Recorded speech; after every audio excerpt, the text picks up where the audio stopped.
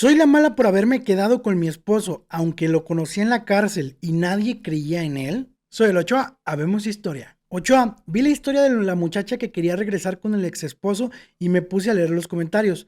Mucha gente decía que cuando un hombre vale la pena, se le apoya desde abajo, no nomás cuando ya está hecho. Pues me animé a mandarte mi historia porque yo viví algo así y la verdad, hasta a mí me da risa pensar cómo empezó todo. No voy a decir nombres, pero sí lo voy a contar cómo fue.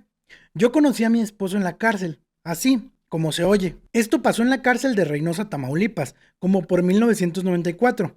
Mi papá estaba ahí y el que hoy es mi esposo también estaba ahí. Los dos estaban por delitos en contra de la salud. La gente que nunca ha estado cerca de una cárcel cree que todo es como en las películas, pero la verdad allá adentro se hace como una especie de vecindad rara. Todos se conocen, todos se ubican y las familias también terminan conociéndose entre sí porque van de visita. Se cruzan, escuchan cosas, mandan recados. Ahí fue donde empezó todo. Él me empezó a mandar mensajes con una presa. Así, a escondidas, pero no tanto, porque adentro casi todo se sabe. Mi papá era una persona respetable dentro de la cárcel. Entonces, tampoco era como que cualquier hombre pudiera nomás acercarse a mí y ya. Había cierto respeto, por así decirlo de alguna manera. Pero aún así, él empezó a insistir. Primero con recaditos, luego con palabras más claras. Luego ya me pedía que le contestara. Y pues yo le contesté. No sé si fue por la edad, por lo raro del ambiente o por el destino, como digo yo, pero empezamos a platicar más seguido. Él pidió permiso para ser mi novio. Mis papás, obvio, no querían, para nada. Y la verdad, yo sí entiendo por qué. ¿Quién quiere que su hija ande con un preso? Pero yo me aferré, les dije que quería andar con él. Entonces, por más absurdo que suene, nuestras citas eran en la cárcel. Ir a visitar a mi papá cada fin de semana también era ver a mi novio. Así fue nuestro noviazgo durante como un año y medio. Ahí, entre visitas, recados, esperas y conversaciones a medias. Después vino una parte bien importante que casi siempre se le olvida a la gente cuando cuentas historias de superación. Salir cuesta. Y no hablo solo emocionalmente. Él tenía algo que pagar para poder salir y yo le ayudé económicamente. Yo puse mi parte, no porque me sobraba el dinero, sino porque yo ya estaba metida hasta el fondo en esa relación y de verdad quería apostar por él. Se llegó el día y salió. Se fue a Michoacán, que es de donde él es. Estuvo con su familia como 3 meses y luego me pidió venirse a Reynosa. Yo le dije que sí. Como no tenía dónde vivir, se fue a vivir conmigo. Bueno, con mi familia. Y pues ahí empezó la verdadera prueba. Porque una cosa es ser novios en la cárcel con toda la intensidad de lo prohibido y otra distinta es convivir con él en la vida real. Hubo una discusión en mi casa. Yo en ese entonces ya trabajaba y un día las cosas se pusieron tensas mientras yo estaba afuera. Cuando llegué ya no me sentía cómoda estar ahí y decidí irme con él. Nos fuimos a vivir juntos y no voy a romantizar esa parte porque no fue de película, fue muy duro. Yo como ciudadana americana recibía income tax cada año, una especie de devolución y con eso fui comprando los muebles. Poco a poco la cama, la mesa, lo básico. Todo era al ras, pero con muchas ganas. Él empezó a trabajar también y entre los dos fuimos acomodándonos. Después decidí darle un hijo. Sí, así lo digo, porque fue una decisión. No fue un accidente ni nada de eso. Me embaracé y ahí empezó una etapa completamente distinta. Duramos en México como 5 años y para ese entonces ya teníamos 2 hijos. Él trabajaba en Pepsi como chofer. Era una persona responsable y eso para mí siempre fue clave, porque una cosa es dónde vives y otra muy distinta lo que decides hacer cuando te dan una oportunidad. En ese tiempo empezamos con los trámites de la visa y gracias a Dios sí se la dieron. Nos vinimos a Estados Unidos y ahí empezó la verdadera friega, la vida real, real. Él empezó a trabajar en una construcción. Yo también trabajaba. Así nos la llevamos durante años. Los dos trabajamos levantando a la familia, sacando a los niños adelante. Él fue aprendiendo muchísimo del oficio. De verdad tenía mano para eso.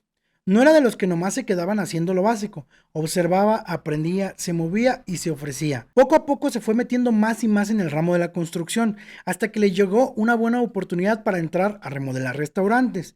Y ahí fue donde de verdad le empezó a cambiar la vida. Le fue muy bien. Con el tiempo puso su propia compañía de construcción. Hoy día tiene su propia empresa y mis hijos le ayudan. Porque sí, ahí me faltó decir que en total tuvimos 3 hombres y una mujer. Y ahora los muchachos están con él en el negocio. A mí me da mucho gusto verlo así porque cuando yo recuerdo cómo empezó todo, de verdad parece otra vida diferente. Y sí, también quiero decirlo porque luego hay gente que cuenta la historia como si todo hubiera sido puro amor y apoyo sin cansancio ni problemas. Y no, claro que hemos tenido nuestras altas y bajas, claro que ha habido pleitos, momentos duros, temporadas de estrés, corajes y cansancio. 30 años no se sostienen nomás con una sonrisa, pero seguimos juntos.